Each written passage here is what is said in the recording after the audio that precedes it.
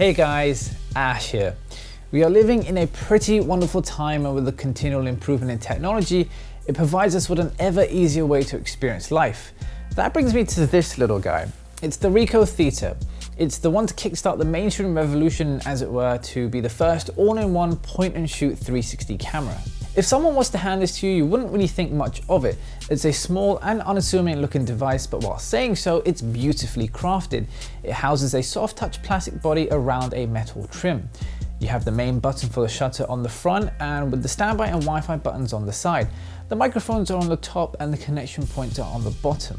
There are very few markings and buttons on the device, and whilst it certainly makes it look nice, the balance of functionality can be questioned.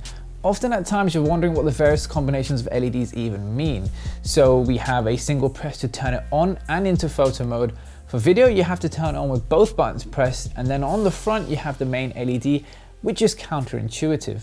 You expect the light to be on when you're recording, but it actually turns off. I don't understand why, and it's actually fairly annoying. It will also turn red if the gyroscope sense that you aren't level. So make sure you're level. The cool thing about this device is that everything is built in. This includes the battery and the memory. For the general consumer and for ease of use, this is amazing. It might not be for me, but I can certainly see the benefits for those that just want to turn it on and click away. It has 4 GB of onboard storage, and this allows for roughly 1,200 photos and 60 minutes of video to be recorded.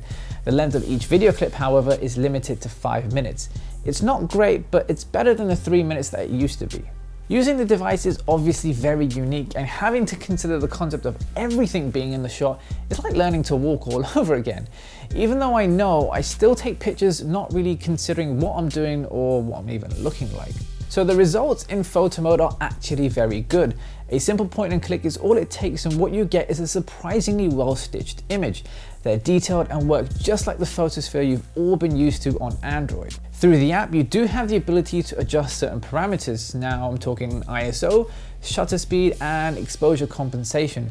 But as soon as the light goes down, there's not much you can really do to get a good looking image. The same cannot be said, however, for video.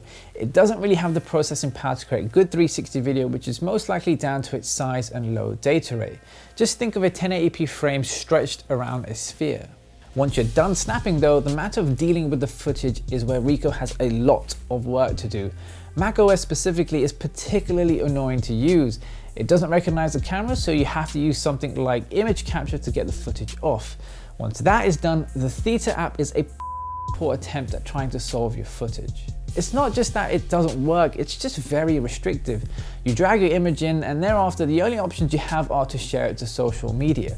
There are no other options, no adjustments, and you're left with third-party apps to really make the most of this. And the same can be said about video. Essentially what I would call this is a viewer. The software from Kodak, on the other hand, on the SP360 is so much better. It has various options to resolve 360 footage, has options to trim, and upload it directly to YouTube. I just don't get it from a product that's meant to be really easy for the end user.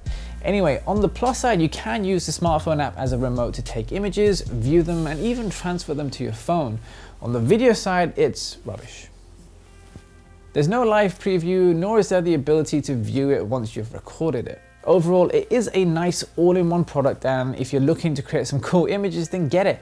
Absolutely. And with the newer model coming out real soon, you could be in for a bargain.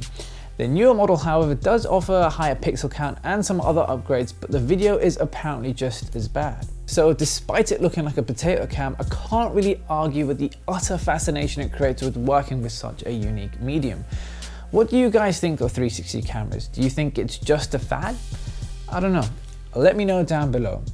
Thanks as always, take it easy, and I'll see you soon.